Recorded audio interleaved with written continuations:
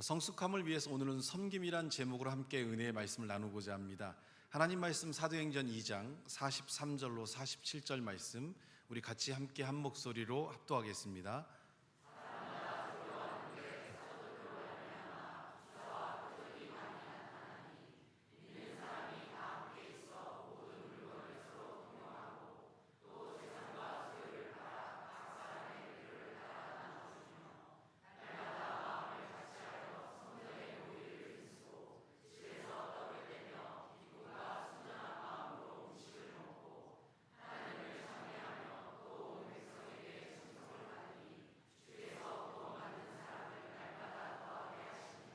아멘.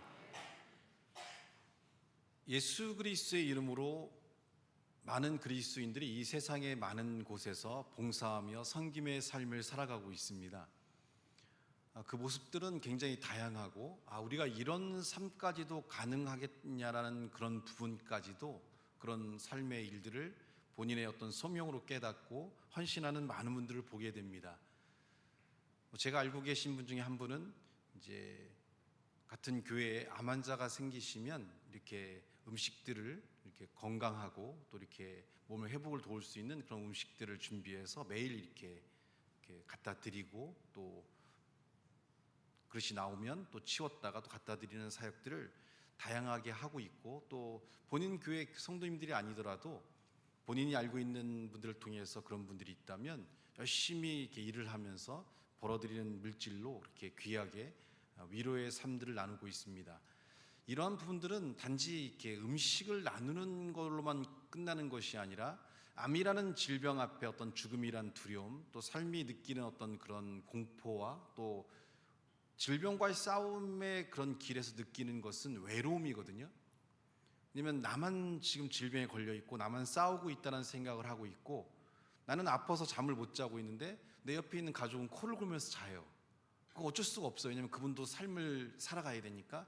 근데 그게 이해는 가지만 마음으로는 굉장히 힘들고 어렵거든요. 이럴 때 내가 혼자가 아니고 나를 걱정하고 나와 함께 해주는 분이 있다는 걸 느낄 수 있는 그런 부분들이, 이분들이 질병을 이길 수 있는 삶의 일들을 감당할 수가 있기 때문에 많은 분들에게 큰 위로와 소망이 주어지는 걸 보게 됩니다. 이런 삶들이 가능한 것은 예수님을 믿되 지식적으로의 믿음으로 끝나는 것이 아니라 그 예수 그리스도와 하나 되는 삶, 그리스도와 함께 동행하는 삶이 그에게 주어졌기 때문에 주변 사람들을 돌아보고 그들과 함께 할 수 있는 그런 변화와 움직임을 갖게 됩니다. 제가 알고 있는 분들 가운데는 책상 위에 이 정도의 많은 그런 지로 용지가 있는 분들도 많으세요. 이제 뭐 3,000원이 됐든 5,000원이 됐든 10,000원이 됐든 필요한 많은 분들을 이렇게 자신이 벌어들인 재화로 나누고 베풀고 함께하는 그런 삶을 살아가는 많은 분들이 있습니다. 또 밤에 시간을 내서 이렇게 기도해 주시는 분들, 많은 분들의 어떤 어려움들을 듣고 기도해 주시는 분들, 또 이렇게 힘들고 어려운 데 가서 자신이 갖고 있는 달란트로 노래를 불러주고 양로원이나 이런 데 가셔서 또 머리를 깎아주는 분들도 있고, 또 이렇게 본인이 배운 어떤 지압술을 통해서 이제 질병이 있는 분들을 이렇게 해주시는 분들, 또 본인이 열심히 일해가지고 차를 하나 사가지고요 목욕 서비스를 해주시는 분도 있으세요.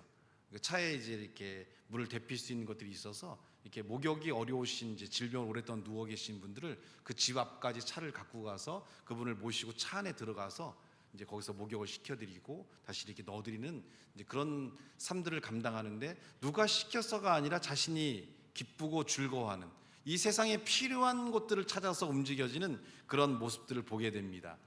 이와 같은 어떤 거창하고 아름다운 삶을 우리가 하지는 못한다 하더라도 실제로 이런 섬김들은 우리의 가정 안에서도 주어질 수 있고 우리의 주변에서도 얼마든지 가능합니다. 좀 시리에 빠져 있는 직장 동료가 있다면 그 이후에 오늘 퇴근하고 좀 시간이 있어요? 내가 같이 이렇게 밥이나 함께 나누면서 이렇게 좀 위로해주고 싶습니다라고 하면서 이렇게 함께 나눌 수 있는 모습을 가질 수도 있고요.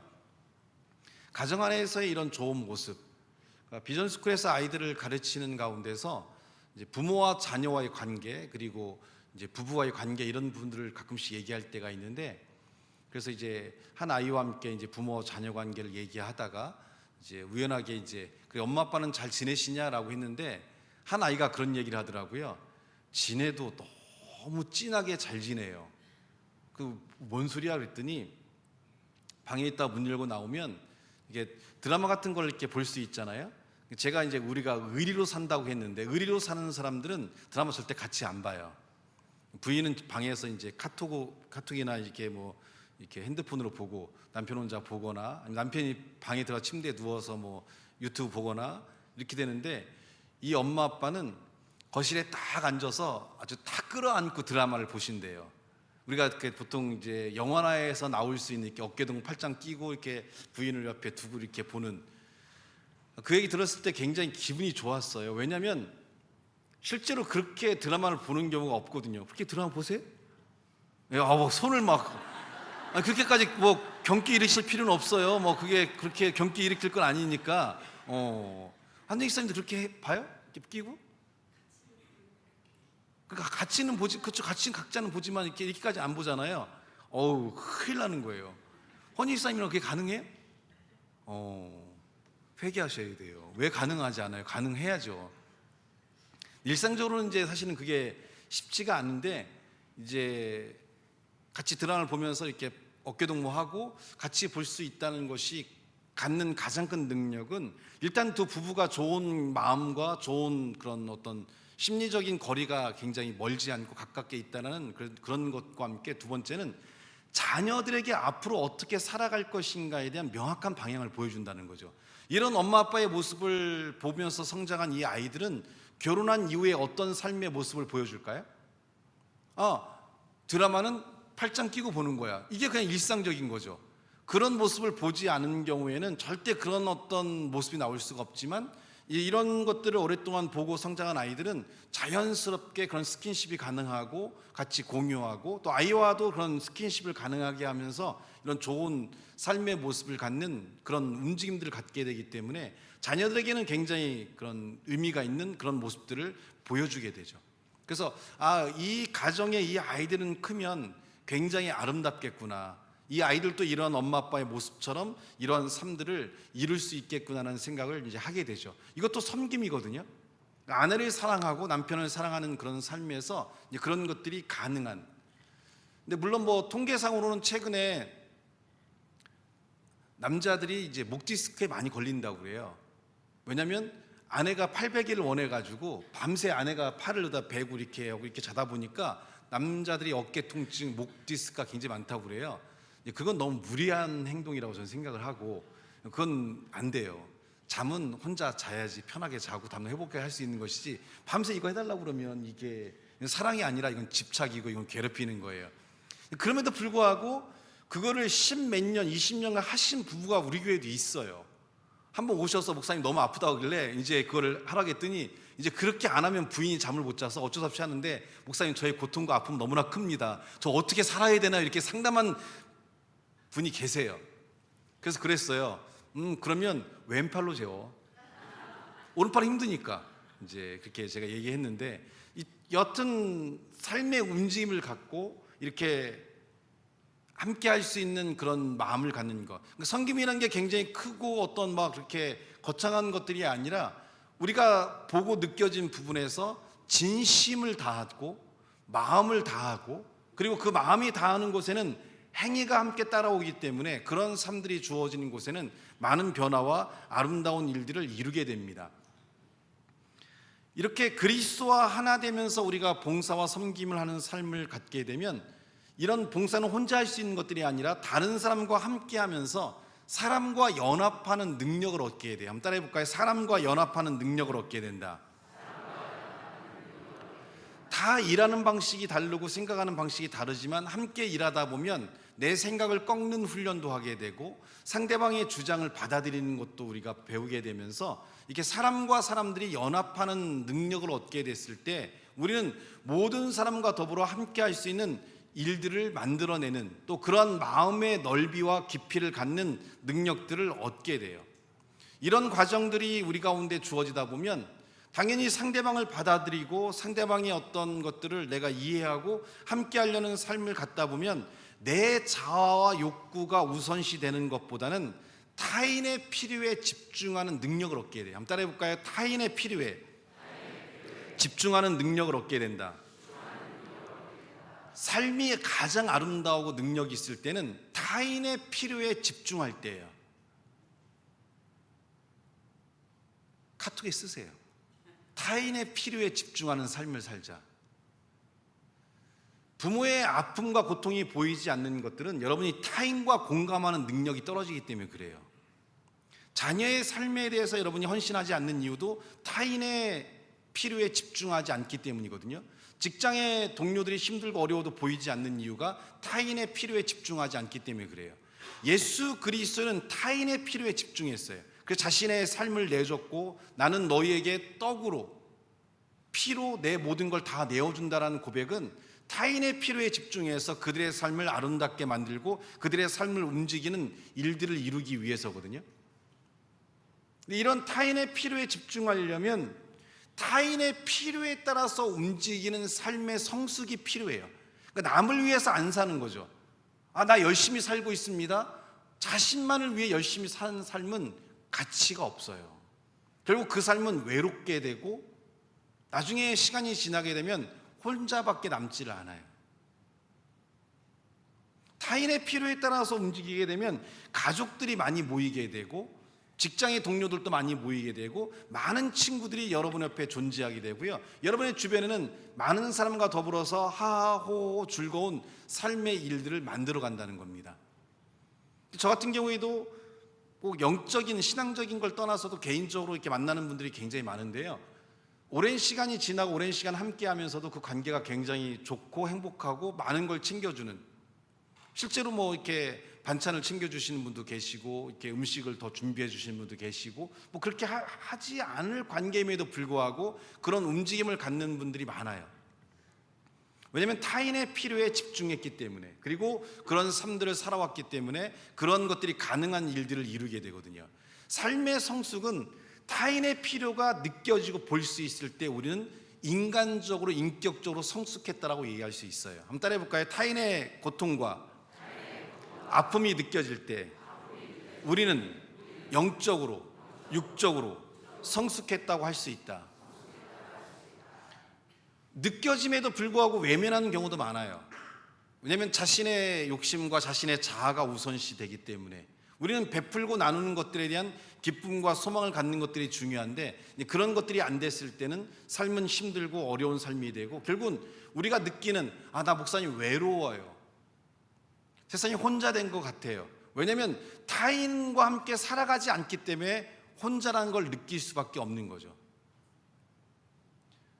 마틴 부버라는 철학자는 관계에 대한 철학을 구성하면서 세 가지의 관계를 얘기하고 있는데, 그것은 뭐냐면 인간의 삶이 영적으로 온전해질 때 아름다운 삶이 되기 때문에 하나님과 나의 관계를 우선 설정해야 된다고 얘기를 해요. 두 번째 관계는 나와 너의 관계예요. 나와 너의 관계가 원활할 때 인간이 느낄 수 있는 가장 아름다운 삶을 가질 수 있고요. 세 번째는 나와 사물의 관계예요. 우리는 뭐 새를 볼 때, 꽃을 볼 때, 자연을 볼 때에도 사랑하는 마음을 갖고 아끼고 이렇게 배려하는 마음. 그래서 요즘에 우리 뭐예요? 재활용도 하잖아요. 자연이 더 이상 황폐되지 않게 하기 위해. 이런 것들이 우리의 삶에 주어지는, 사람이 성장하고 사람이 자라게 되면 하나님과의 관계가 아름다워지고 나와 너의 관계, 타인과의 관계가 아름다워져야 되며, 궁극적으로 더 나가면 자연과의 관계에 삶에 대한 것들 또한 아름다워지는 삶의 모습을 갖게 되는 거죠. 그래서 지나가는 작은 개미 하나에도 함부로 하지 않고 이런 모든 것들에 대해서 열려있는 그런 마음을 갖는 것들이 가장 아름다운 삶의 관계를 형성하는 모습들인데, 결국 이것은 뭐냐면 타인에 대한 필요를 집중할 때 우리는 이런 삶의 능력들이 성장하게 되고 자랄 수 있는 모습을 갖게 돼요. 목사로서는 사역을 늘려가는 걸 별로 좋아하지 않아요. 왜냐하면 사역을 늘려가면 이제 힘들고 어렵거든요. 고난주간 집회가 끝나자마자 저희 형님이 저에게 너의 목회를 내가 개입하는 건 아니지만 내가 감동이 와서 그러는데 이렇게 너희 교회에서 성도들에게 금요일마다 이렇게 설교를 한 달만 했으면 좋겠다. 너희 교회를 위해서 기도하는데 이런 번성함에 대한 필요를 느끼신 분이 많을 것 같아서 해주고 싶다. 사실은 이게 목회자로서 쉽지는 않아요. 왜냐하면 집회를 하기 위해서는 준비를 해야 되고 또 그만큼 자신의 체력과 삶을 소진해야 되기 때문에 쉽지는 않은 것인데도 불구하고 하나님께서 감동을 주셨을 때 이 번성이라는 것들이 필요한 분들이 계시거든요. 번성이라는 것은 우리가 물질의 축복을 얻고 이렇게 풍요로워진 것만 의미하는 게 아니에요. 사실은 금요일 날 제가 뒤에서 모니터링을 하면서 성도들의 삶을 지켜보고 그들을 이렇게 중보하면서 눈물이 여러 번 났거든요. 그래서 지금도 얘기하면 눈물 날까 봐 제가 억제하면서 하는데, 삶을 살다 보면 이해를 해요. 어떤 사람이 나에게 상처를 주거나 고통을 줄 때 그냥 이해를 해요. 그리고 받아들여요. 그리고 용서도 해요. 미워하는 마음도 있지만 그냥 사랑하려고 해요. 근데 거기서 끝이 아니에요. 그 사람을 내가 받아들이고 이해하고 용서하고 미워하는 내 마음들이 사랑하는 마음을 갖지만 중요한 건 뭐냐면요, 마음의 상처는 남아있다는 거예요. 그게 너무 힘들게 해요, 삶을. 우리는 많은 상처를 받고 있고 많은 고통을 겪고 있고 많은 아픔을 갖고 있어요. 근데 이거를 우리가 상대방을 위해서 내가 용서하고 받아들였지만 나는 이걸 해소하지 못하기 때문에 삶이 힘들고 어려워요. 그래서 누군가에게 이런 고통을 얘기하고 싶고 정말 나를 받아줄 곳이 있다면 그곳에서 정말 기대서 많이 울고 싶은 마음을 가질 때가 많아요. 가끔 찬양하다가 제가 이제 울 때가 있는데, 그런 내 마음을 위로하시는 하나님을 만나기 때문에 내가 찬양하면서 하나님께 내 눈물로 찬양하고 기도하면서 마음이 갖고 있던 그런 짐들이 해소되는 것을 이제 경험하게 되거든요. 번성함이란 이런 나를 억누르고 붙잡고 있는 것들로부터 노임을 받는 것도 번성함이거든요. 한 성도님이 손을 들어서 기도하실 때 남성분이었는데 그 아픔이 막 느껴지는 거예요. 그럴 때는 목사는 정말 힘들거든요. 차라리 내가 아픈 건 괜찮은데 성도들이 아프고 힘들 때 그걸 위해 막 애절하게 하나님을 찾고 그 마음의 울림이 전달되니까 그게 막 너무 아픈 거예요. 근데 그분이 은혜를 받고 마음에서 이렇게 울림을 갖고 자신의 있던 상처들이 이렇게 회복되는 그 일의 시발점 뭐냐면 내가 집회를 인도하겠다는 한 분의 헌신이 있었기 때문에 가능한 거죠. 그리고 그분의 헌신은 혼자서 불가능하잖아요. 많은 찬양단들이 시간을 빼서 그 시간에 헌신해주는 삶들이 가능하고 또 그 집회를 위해서 기도해주는 많은 분들의 역사를 통해서 그분들이 마음을 열고 하나님께 나올 수 있도록, 정말 그분에게는 하나님의 은혜가 필요하고 하나님 만나는 시간들이 필요한데 두 손을 높이 들어서 간절히 기도할 때 그 모습이 정말 처절함을 느껴졌어요. 하나님을 찾기 위한 그 처절함. 그리고 눈물로 하나님을 향해 나갈 때 하나님을 향해 자신만이 알고 있는 그런 고통을 토로하고 자신의 눈물로 하나님께 고백할 때 그의 마음속에 짓눌려 있던 상처들이 빠져나고 회복되는 삶들을 경험되는 것을 뒤에서 기도하면서 지켜볼 때 얼마나 마음이 편한지. 심지어는 교회에 온 지 얼마 안 된, 잘 이렇게 물론 교회 다니신 지 오래됐지만 여러 가지 사정으로 이제 교회에 오기 어려웠던 분인데 금요일 날 오셔서 깜짝 놀랐어요. 이분이 이렇게 뜨거운 기도회에서 기도할 수 있을까? 나갈 때 보니까요, 막 눈이 퉁퉁 부었어요. 얼마나 많이 울었는지. 정말 울고 싶을 때, 정말 내 마음을 막 토로하고 싶을 때, 정말 하나님을 찾고자 할 때 그 자리가 필요하잖아요. 그 자리를 만들어 준다는 것은 누군가의 헌신과 섬김이 필요하고 그 섬김과 헌신이 있는 곳에 변화가 줄어들어요. 제가 저희 교육자를 데리고 이제 일을 많이 하는데요. 일단 뭐 교회는 예산이 많이 항상 부족하니까 일단 인건비를 줄이는 것이 가장 요즘엔 크거든요. 그래서 웬만한 것들은 그냥 다 이렇게 손수하게 되거든요. 근데 굉장히 힘들고 어려워요. 그래서 제가 한 번은 서성원 목사한테 그런 얘기를 했어요. 야, 이거 하려고 목사 됐냐는 생각이 들지. 뭐 목사 됐으면 설교하고 뭐 안수하고 뭐 기도 이런 것만 꿈꿨는데 맨날 하수구나 뚫고 앉았고 뭐 농협이나 하고 뭐 부시고 때리고 막 붙이기나 하고 맨날 하루 일과의 대부분 이거니까 좀 많이 목사로서의 삶이 후회스럽고 실망스럽진 않냐. 근데 그러면서 제가 그랬어요. 그런데 이 과정이 너를 성숙시키는 거다. 하기 싫은 걸 하는 법을 배우고 섬기는 법을 배우고 또 나의 욕심과 이기심을 꺾으면서 이타심이 있는, 타인을 바라보고 타인의 필요를 위해 헌신할 수 있는 삶의 준비가 되기 때문에 이러한 과정들은 굉장히 필요하고 가치 있는 것이다. 거기서 조금 더 한 단계 더 성장할 수 있다면 계획하지 않은 것까지도 움직일 수 있는 부분이 필요하거든요. 예를 들어서 전날 작업을 했어요. 다음날 작업이 이어질 거 아니에요? 그러면 그 작업이 시작될 때 좀 더 빠르게 시작되고 좀 더 편하게 되려면 전날 작업했던 것들을 어떻게 해야 돼? 청소하고 치워주는 사람이 있으면 그날 작업을 시작하는 게 더 빠르고 더 편할 거란 말이죠. 그럼 누가 하겠어요 그걸?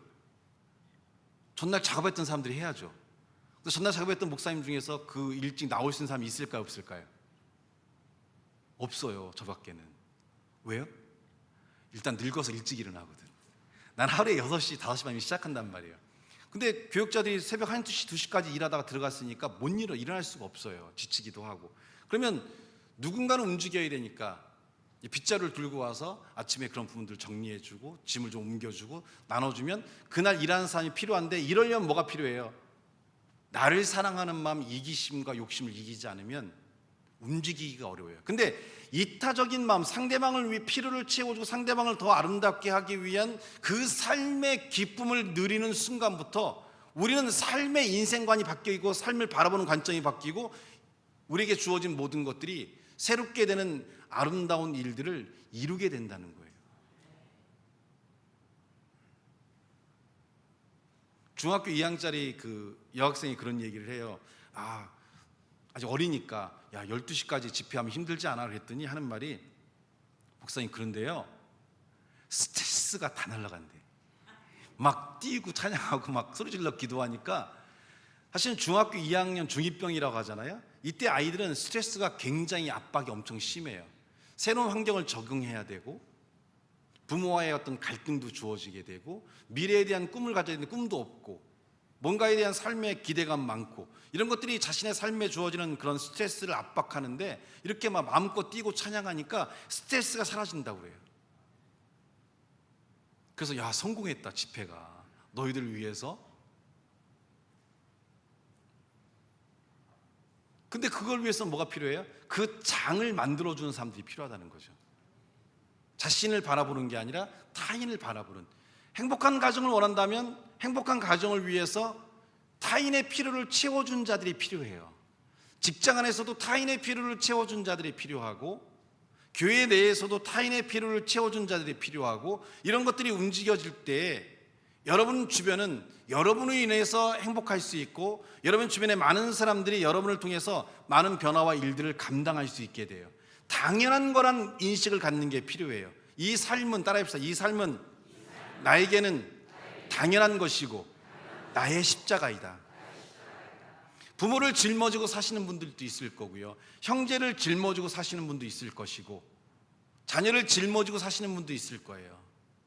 장애가 있거나 몸이 불편하거나 여러 가지 면에서 화도 나고 짜증도 나고 힘들겠지만, 근데 누군가가 짊어지지 아니하면 누군가에게는 고통의 삶이 지속되니까 누군가는 그런 움직임인데, 그런 움직임들이 기쁨이 되고 즐거움이 되고 행복한 마음이 되는 것들이 필요하다는 거죠. 그때 삶은 바뀌고 변화는 가져올 수 있는데, 우리가 읽었던 말씀 초대교회가 바로 그런 공동체였어요.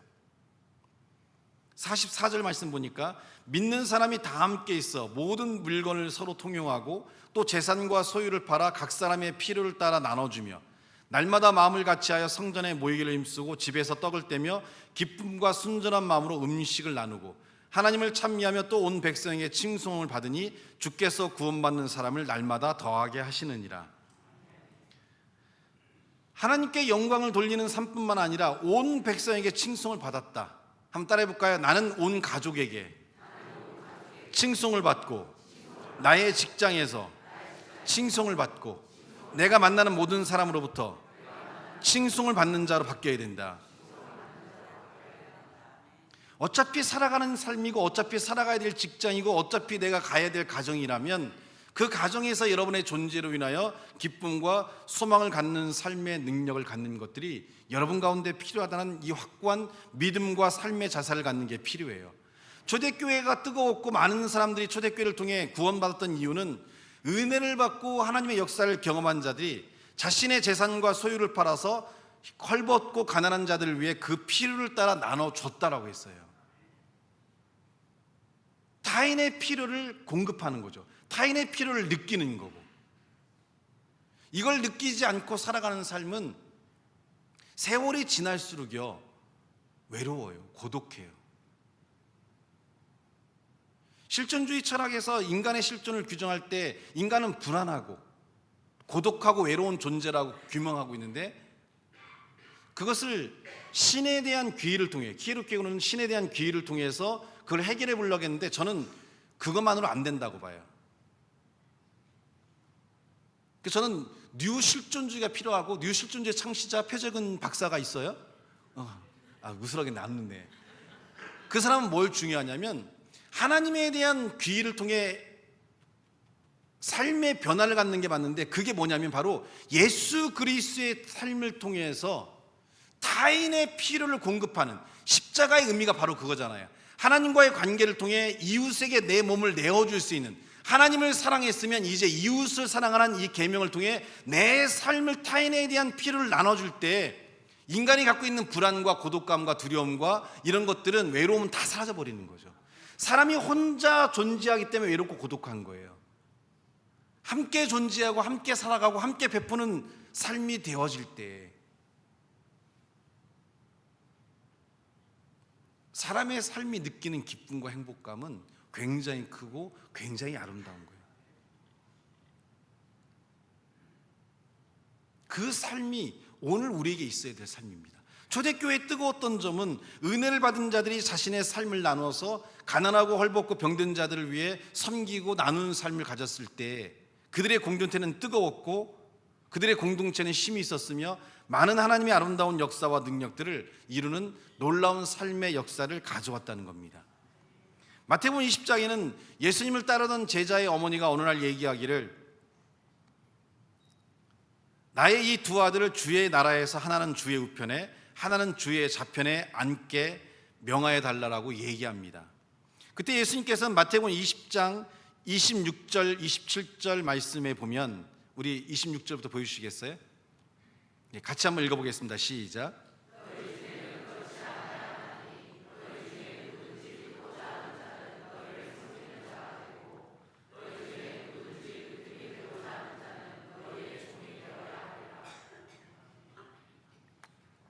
28절 말씀이요.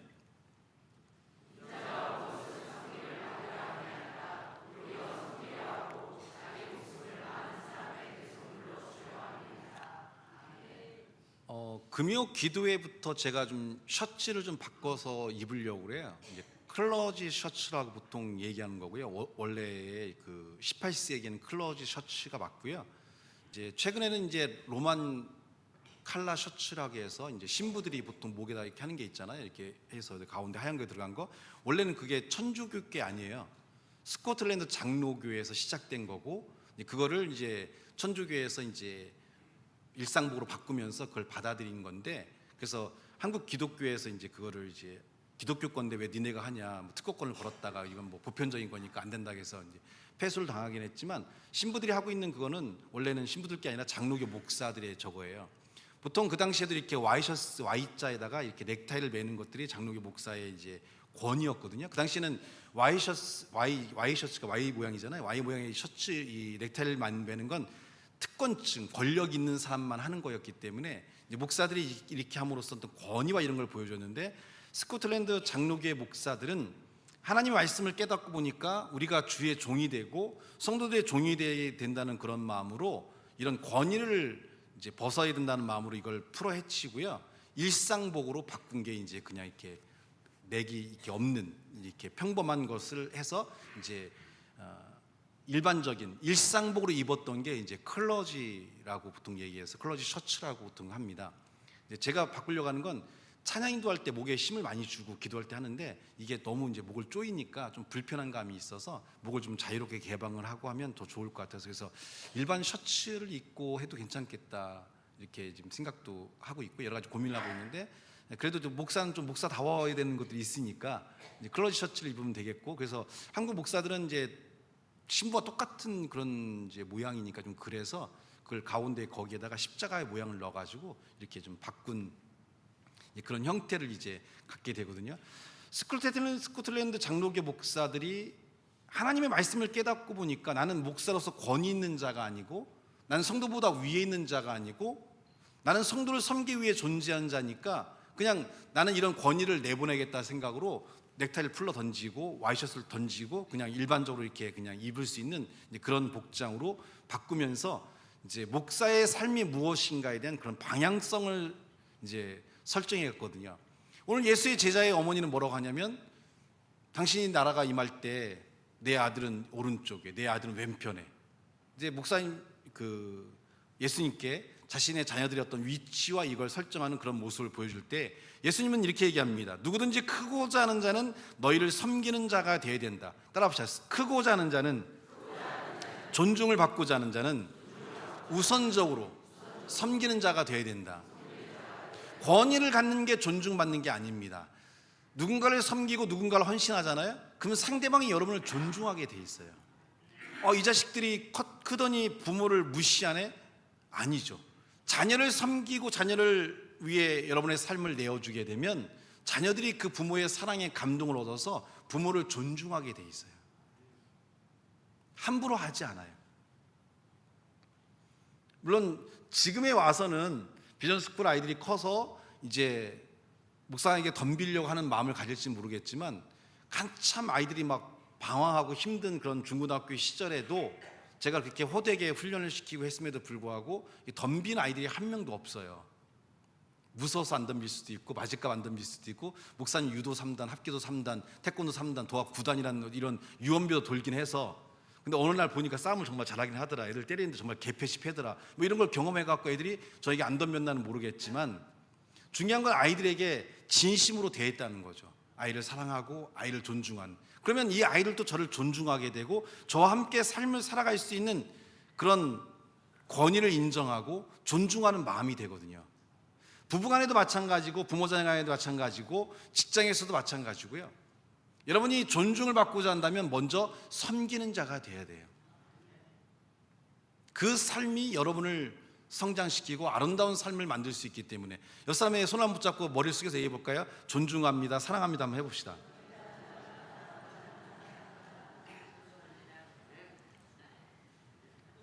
그래서 가급적이면 부부간에도 제가 뭘 쓰라고 얘기해요? 존댓말을 쓰라고 얘기하죠. 물론 뭐 최수종 장로 같은 경우에는 자녀들에게도 존댓말을 쓰더라고요. 어릴 때부터도. 이 자녀는 내 것이 아니라 하나님 주신 선물이기 때문에 그 자녀들에게도 어릴 때부터 존중하는 그런 마음을 가져서 아내인 하이라뿐만 아니라 자녀들에게도 존댓말을 써서 자녀들이 굉장히 처음에 어색했는데 지금은 뭐 괜찮다고 하는데 그래서 얘기하더라고요. 뭐 딸의 이름을 부르면 딸의 이름이 예를 들어 하은이면 아우 하은님 오늘은 대학생을 어떻게 잘 보내고 오셨어요? 까지는 저는 못하겠어요. 그건 아니라고 저는 생각하기 때문에 여하튼 근데 그분은 그걸 실천했고 그렇게 삶을 살아왔는데 자녀들이 참 은혜롭게 아름답게 잘 컸어요. 또 그분이 만나는 사람 가운데서는 적이 없어요. 왜냐하면 섬기는 삶을 우선적으로 하니까 뭐 스태프들부터 포함해서 뭐 후배 배우들까지 그가 섬기고 베푸는 삶을 살아가니까 적이 없어진다는 거죠. 사람들이 왜 남을 비판하냐면 적이 생기기 때문에 그래요. 이 사람을 적으로 규명하니까 이 사람을 나를 해야 할 거라 생각하니까 공격하고 비판하고 정죄하는 거거든요.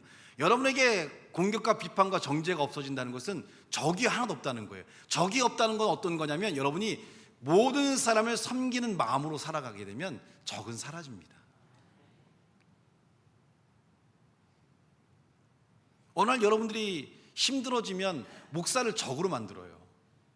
목사님이 부담스러워지고 이렇게 저렇게 하지 않을까. 근데 그렇지 않아요.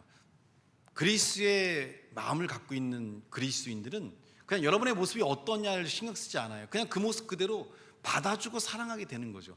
옆 사람 이렇게 끌어안고 얘기해 보시겠어요? 네 모습 그대로 사랑한다, 내가 널 받아주겠다. 한번 해보실까요?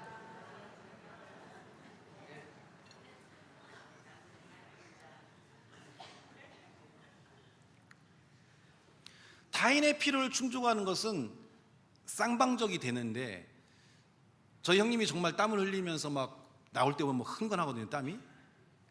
그리고 돌아가실 때 걱정이 돼요, 감기 걸리실까 봐. 근데 많은 분들이 은혜를 받고 많은 변화가 일어나고 많은 기적이 일어나고, 요즘에 제가 전화를 많이 받는데 성도들한테, 목사님, 표승원 목사님 정말 대단합니다. 그래서 왜? 그랬더니 번성함이 넘칩니다 라고 저한테 전화 온 분이 굉장히 많아요. 맡겼던 문제, 사업장의 문제, 이런 여러 가지들에 있어서 번성함을 경험해서 그 말씀을 붙잡고 기도하고 믿음을 가지니까 정말 그것이 현실로 이루어집니다 하면서 말씀하시는 분이 많거든요. 이렇게 성도들에게 은혜가 있지만 또 다른 측면에서 보면 지금 이 부흥의 최고 신난 건 표성근 목사님이에요. 신나셨잖아요. 그렇지 않으세요? 공작새를 넘어서 이제 춤을 추시더라고요. 무인 도의가 되신다고 하시면서 막 그렇게 하시고, 한 번도 보지 못한 카리스마 쩌시는 분이 보실 수 없는, 그게 뭐냐면 너무 기쁘고 행복할 때 나타나는 현상들이라고 생각하거든요. 본인이 타인의 필요를 채워줬지만 이곳에 있는 성도들이 정말 뜨겁게 찬양하고 뜨겁게 기도하고 말씀을 전할 때 아멘 하면서 정말 그 말씀을 받아들이고 믿음을 가지려는 그런 움직임을 갖고 있으니까, 여러분에게 있는 또 그 믿음의 힘이 인도하는 목사님에게 들어가니까 더 충만해지고 더 은혜가 넘치니까요, 본인도 굉장히, 그래서 제가 그 생각을 했어요. 표성 목사님 끌어내리고 싶다, 내가 올라가 설교하고 내가 올라가서 안수하고 싶다, 뭐 이런 막 감동이 있어서 제가 억제하려고. 그래서 5월달 끝냈으니까 6월달 한단 내가 할까, 막 이런 막 생각도. 아멘 한 명도 없어. 이렇게 치사할 수 있을까? 나 사실 좀 걸렸어, 이 남성도한테. 내가 금요일날 예배 인도할 때 안 와. 표승원 목사님 인도하니까 7시부터 와갖고 앉아서 기다리고 있는 거예요. 내 솔직히 이런 말을 안 하고 싶었지만 나 자존심이 상해가지고, 아니 이 사람이 이렇게 치사한가? 내가 인도할 땐 금요일날 코빼기도 안 보여, 막 피곤하다 그러고 막 일 늦게 끝난다 그러더니, 표승원 목사님 딱 고난주간 집회에 은혜 받더니 한 달 더 한다고 그러니까 막 7시 6시부터 와가지고 밥 먹을 시간도, 밥 먹고 올만도 하거든요. 9시 8시 40분 시작하니까 부인한테 밥 싸우느라고 하고 집에 가서 부인 데리고 와서 여기 와서 밥을 먹어요. 6시면 되면 와갖고 밥 먹고 7시부터 준비하고 앉아갖고 막 이러고 있는 거예요. 솔직히 걸렸어 내가. 성도들이 그런 마음으로 임하니까 어때요? 앞에서 인도하는 분도 막 뜨거워지는 거예요. 저도 막 뜨거워지는 거예요. 나도 말씀 전하고 싶고 나도 안수하고 싶다, 막 은혜가 오는 거죠. 그렇다고 해서 6월달부터 금요일 안 오셔도 괜찮아요. 피곤하시면. 왜냐면 몸이 너무 지치고 힘드셨으니까 이렇게 집회를 통해서 회복되신 거잖아요. 지금 회복되셨죠? 회복되셨잖아요. 회복되셨으니까 안 오셔도 괜찮아요. 이제 은혜 받았으니까. 부담스럽게 하지 마시고, 금요일날 오시면 나 상처 받아. 이제 안 와야 돼. 금요일날 오면 안 돼. 금요일날 오면 나 상처 받아 이제.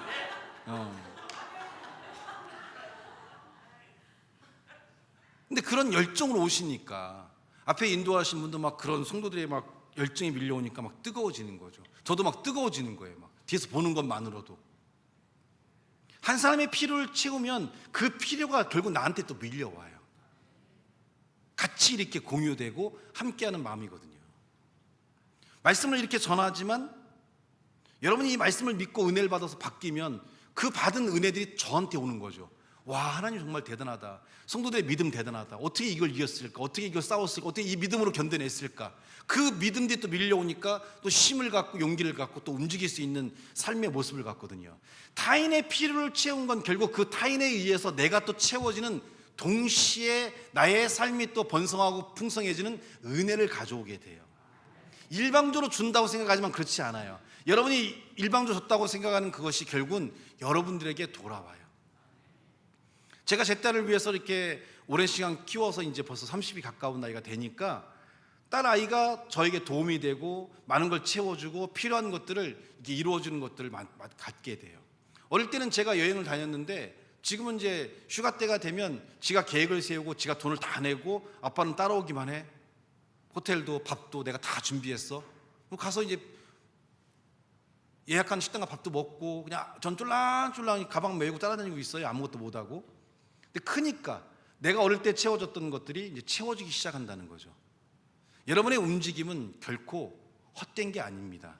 부모를 섬기고 자녀를 섬기고 형제를 섬기고 이웃을 섬긴 건 결국 여러분에게 다 돌아오게 되고요. 또 그것이 안 돌아와도 괜찮아요. 하나님은 기억하고 계시고 그런 여러분의 삶을 보시니까 하나님 뭐라고 했습니까? 네 옆에 있는 지극히 작은 자 하나에게 한 것이 곧 나에게 한 것이므로 착하고 충성된 종아 나의 오른편에 있으란 이 말씀이 여러분의 삶이 올바른 성김을 갖는 여러분에게 큰 은혜가 되고 큰 복이 넘치고 큰 축복이 채워지는 놀라운 역사와 은혜들이 여러분에게 채워질 줄 믿습니다. 너희 중에 누군지 으뜸이 되고자 하는 자는 너희의 종이 되라고 얘기합니다. 높아지고자 하는 자는 우선 뭐가 돼야 돼요? 종이 돼야 돼요. 그러한 삶들이 우리의 안에 주어지면 그 예수님은 이것을 한마디로 응축시켜서 뭐라고 하냐면 28절에 내가 이 땅에 온 거는 섬김을 받으려 온 것이 아니다. 나는 너희를 섬기려 왔고 너희를 위해 많은 사람에게 내 생명을 주러 왔다. 이게 여러분의 신앙의 방향이고 이것이 여러분의 삶의 목적이고 움직임이에요. 일생을 주는 자가 돼야 됩니다. 그것이 예수님의 가르침이고 예수님의 온전한 삶이에요. 그 줄 수 있는 삶, 왜 못 주냐면 여러분이 지금 영적으로 눌려있고 죽어있기 때문에 나밖에 못 보는 거죠.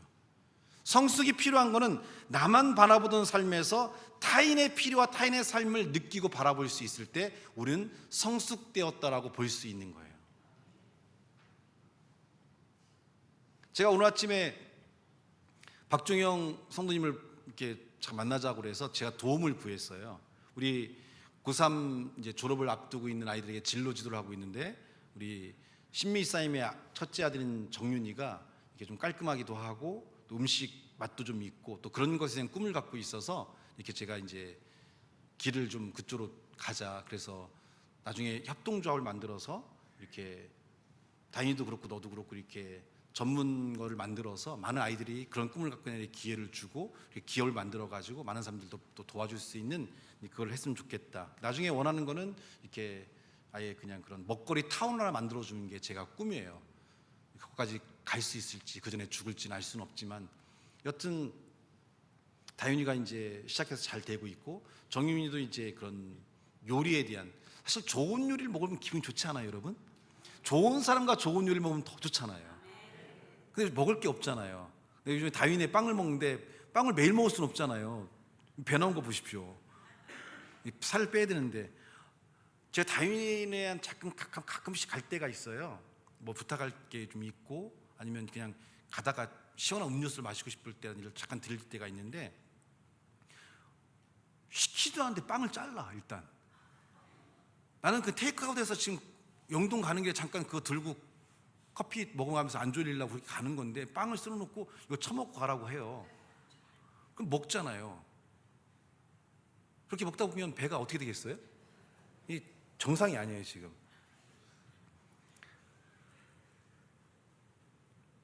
그래서 이제 이렇게 아이들이 잘 성장하고 잘 되어야 되는데 정윤이도 이제 대학에서 배우겠죠. 또 좋은 교수님한테 배우겠지만 결국은 자기만의 것이거든요. 다윈이한테 제가 이제 오픈하라고 했던 것은 교수님한테 잘 배웠지만 자기만의 빵 맛이 있기 때문에 그걸 제가 맛봤기 때문에 하라고 한 거거든요. 근데 제가 먹어본 양식의 대한민국 넘버원은 박종영 권찰이에요. 따라갈 수가 없어요. 정말 그 맛은 지금도 먹고 싶고 가끔씩 생각이 나는데 이제 지금 못 먹어서 너무 안타깝거든요. 그래서 제가 부탁을 했어요. 정윤이가 졸업할 때가 되면 네 레시피를 그냥 줘라. 내가 널 위해서 기도 많이 할게. 레시피 그거 한 10개 정도가 되는데 여러분 하나당 적어도 1,000만 원 이상 받아요. 그럼 한 1억, 2억을 줘야 받을 수 있는 거를 그냥 제가 공짜로 제가 그 얘기죠. 베풀어라. 대신 너의 삶은 내가 기도해 주겠다. 정윤이도 아무것도 없이 시작하는 삶이 아니라 이렇게 20, 30년 이상을 요리 업계에 종사했던 분으로부터 받은 그 레시피는요.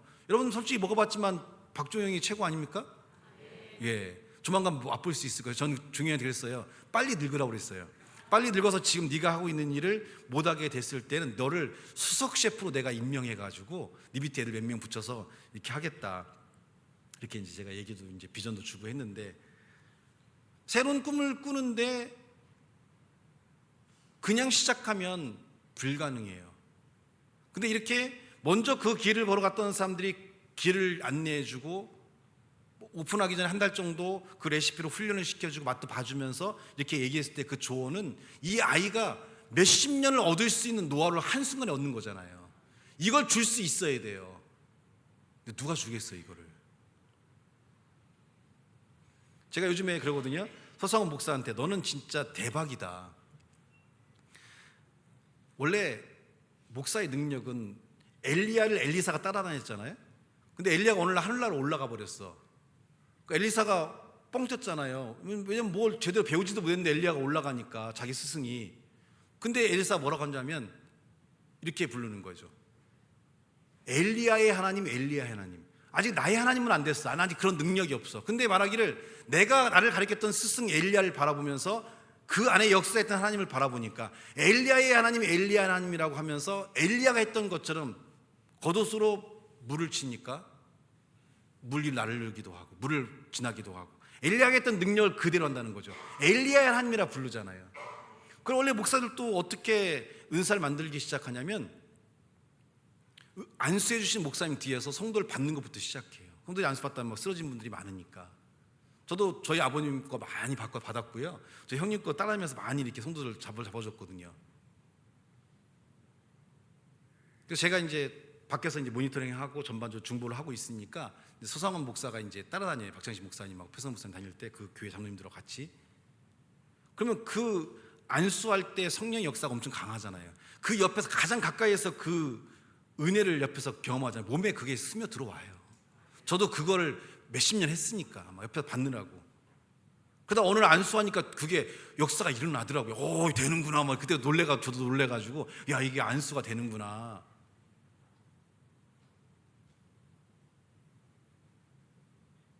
그 따라다니는 게 아니에요.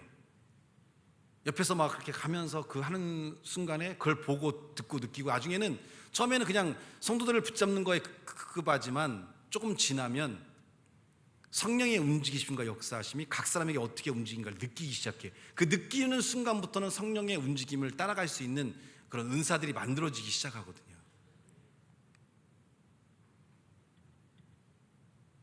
그래서 이게 타인의 필요를 공급하는 것이 그냥 거기서 끝이 아니라 그 필요가 결국은 자신에게 들어와서 삶에 많은 유익과 변화를 가져온다는 겁니다. 그래서 더 베풀어야 돼요. 더 섬기고 더 나누고 그 기쁨을 얻는 삶이 돼야 돼요. 이유도 따지지 말고 이유도 묻지 말고 이 사람이 나한테 안 좋게 했고 나한테 나쁘게 했고 다 신경 쓰지 마세요. 그냥 내가 베풀고 내가 나누는 이것에 집중하고 이런 삶으로 세워진다면 더 많은 변화와 더 많은 은혜와 역사들을 아름답게 이루어 갈 수가 있다는 겁니다. 그 삶이 주는 그것을 여러분의 삶을 통해 여러분 자녀가 배워야 되고 여러분의 주변에 있는 사람들이 배우고 나눌 수 있는 그런 움직임을 갖는 것들이 필요하다는 거예요. 오늘 우리가 성숙한 삶을 갖기 위해서는 바로 이러한 삶의 움직임을 소유하고 갖는다면 더 많은 삶의 역사들이 여러분을 통해 아름답게 주어질 줄 믿습니다.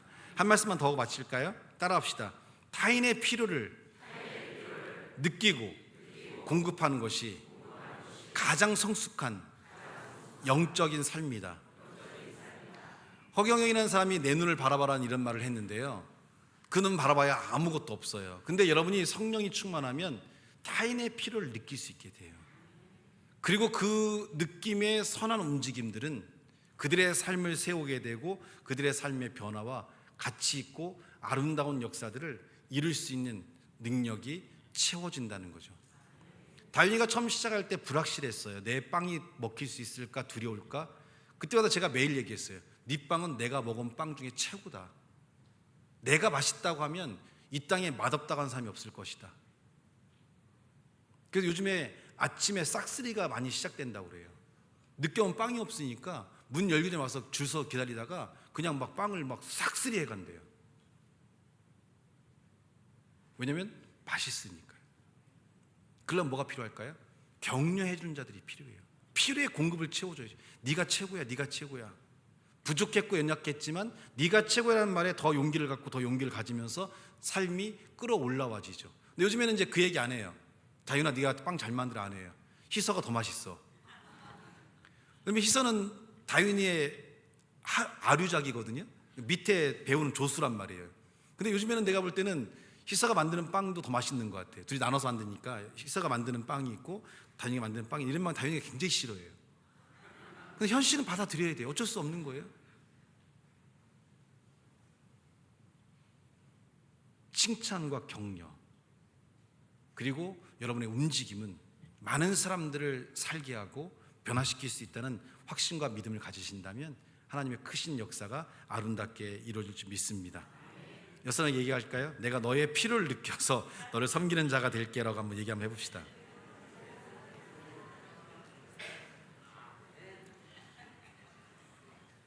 기도하겠습니다. 하나님 감사합니다. 주신 말씀과 은혜가 우리의 삶을 통해 넘쳐나도록 인도해 주시고 그리스도의 축복과 능력이 우리 안에 부족함이 없는 삶을 아름답게 이루어지도록 도와주시고 함께해 주시기를 예수님의 이름으로 축복하며 기도하옵나이다.